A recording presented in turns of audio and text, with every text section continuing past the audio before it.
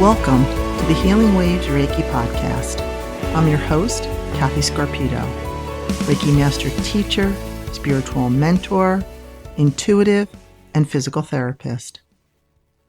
This is a grounded, heart-centered space where we explore Reiki, energy, and the science and spirit of healing. How Reiki supports the body, deepens intuition, regulates the nervous system, and helps transform the experience of healing. Where Reiki meets science, intuition meets practice, and healing becomes more human.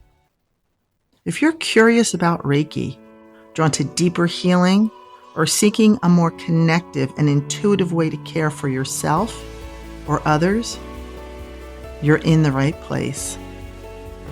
Let's begin.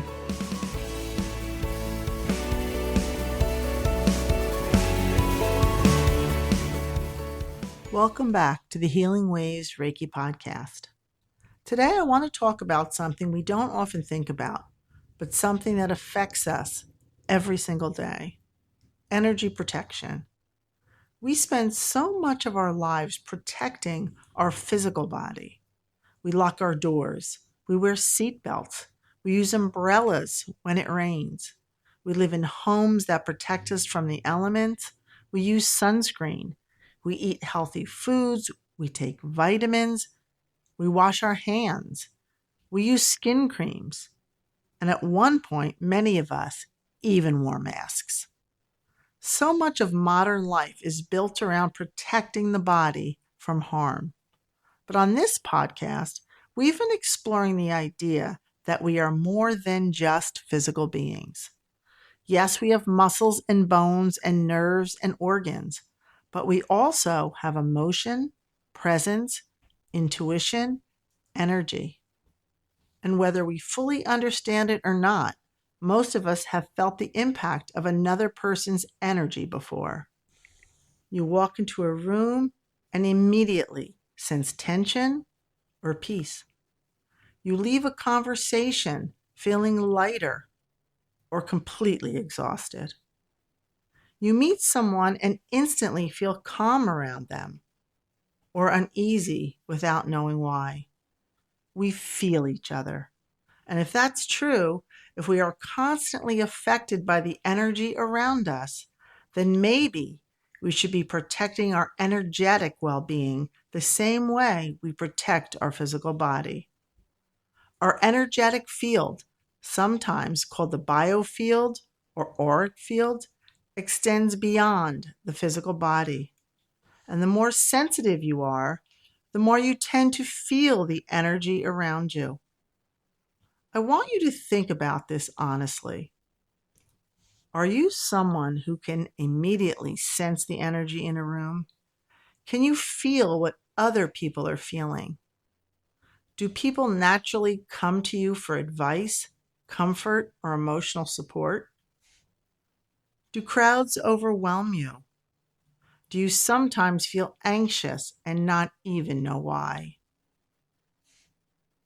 If you answered yes to any of these, there's a good chance you are especially sensitive to energy, and this episode is for you. Maybe you work closely with people. Maybe you're in healthcare, teaching, counseling, massage, physical therapy, hospice, caregiving. Maybe your work requires you to constantly be around stress, pain, grief, tension, fear, or overwhelm. This episode is for you too. If you are someone people come to in order to vent, I'm sure they leave feeling better afterward. But how do you feel after? Exhausted? Heavy? Emotionally wiped out? Do you ever see someone's name pop up on your phone and think, I just don't have it in me right now?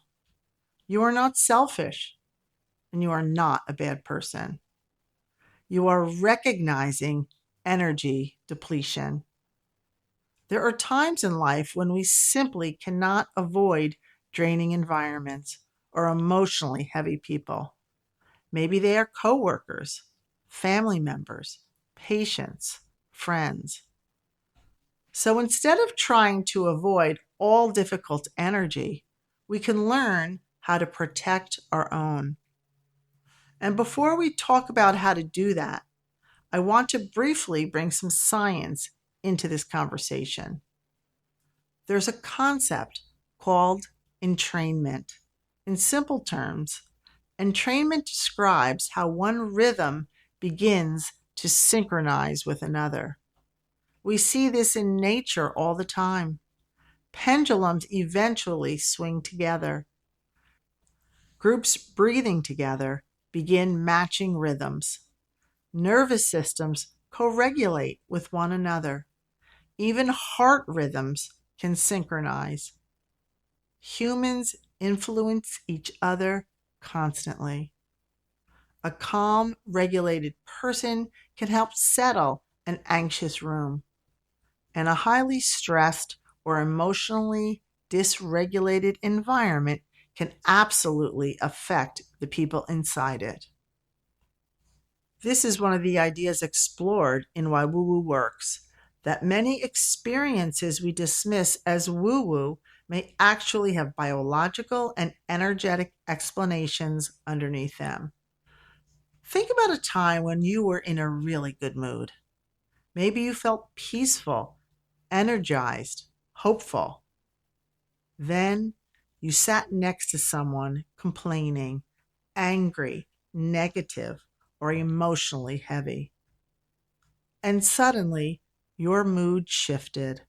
Your energy crashed. Maybe you didn't even understand why. The more empathic and sensitive you are, the more deeply you tend to absorb the emotional state of the people around you, which is exactly why energy protection matters. And the beautiful thing is it doesn't have to be complicated. I like simple. One of my favorite practices is something I learned from one of my spiritual mentors, Pat Longo. It's called Surround, Ground, and Shield. Simple, quick, powerful. So let's walk through it together. First, surround. Close your eyes if you can and take a slow breath in. Imagine yourself surrounded by beautiful white light, a bubble of white light of divine protection, a light of peace, a light of love, a light of protection. See it completely surrounding your body, above you, below you, in front of you, behind you. Second, ground. Imagine roots growing from the bottom of each foot and your tailbone, anchoring you deep into the earth. Anchoring you, steadying you, connecting you. When we are ungrounded, we absorb everything around us. When we are grounded, we stay connected to ourselves. And finally, shield. Imagine yourself placing on a shield of armor, protecting your heart and your solar plexus, right at the top of your stomach. The shield protects you from absorbing negative energy, lower vibrational energy, while still allowing love, peace, and positive energy into your energy field. That's it. Very simply. Picture yourself surrounded in a bubble of white light of divine protection. Ground yourself by imagining roots coming from the bottom of your feet and your tailbone, anchoring you to the earth, and place a shield of armor covering your heart and your solar plexus. You can do this before work, before entering a hospital or clinic, before difficult conversations, before family gatherings, before opening social media. There are other tools too. Some people use sage sticks or sage spray. Some use prayer. Some meditate. Some visualize white light. Some spend time in nature. Some use breath work. The specific method matters less than the intention behind it, because intention directs energy, and protecting your energy is not selfish, especially if you are someone who spends your life caring for others. You cannot constantly pour from an empty cup. The goal is not to become closed off from people. The goal is to remain open-hearted without becoming energetically overwhelmed. To stay compassionate without carrying everyone else's pain inside your own body. Maybe this is something we should have been taught all along. We teach physical hygiene, but not energetic hygiene. And yet so many people are walking through life absorbing stress, fear, grief, anger, tension, and emotional heaviness without ever clearing it. So today, I simply want to invite you to begin noticing.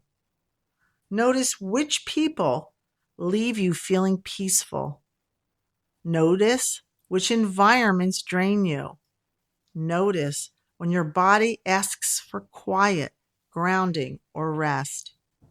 Your sensitivity is not weakness. In many ways, it is a gift. It simply means you need practices that help you stay centered within it. If you'd like to take this practice a little deeper, I've created a free companion workbook for this episode. It includes reflections, journaling prompts, and a guided walkthrough of the surround ground shield technique, so you can return to it anytime you need a reminder. I've also created several guided meditations to support you, including my grounding meditation, my shower meditation, and the surround ground shield meditation. Remember, protecting your energy isn't something you do once. It's a practice. Just like brushing your teeth or caring for your physical body, energetic hygiene becomes most powerful when it becomes part of your everyday life. Thank you so much for spending this time with me today. And if this episode resonated with you, I'd love for you to share it with someone who spends their life caring for others. Sometimes, the people who give the most are the ones who most need permission to protect their own energy. Until next time, protect your peace, protect your energy, and never forget to refill your own cup with healing energy. This podcast is intended for informational, educational, and inspirational purposes only. The content shared on this podcast is not medical, psychological, legal, or professional advice, and is not intended to diagnose, treat, cure, or prevent any condition. Always seek the guidance of a qualified healthcare provider, mental health professional, or other licensed professional regarding your specific needs. The views expressed by guests are their own and do not necessarily reflect those of the host. Listener discretion and personal responsibility are advised.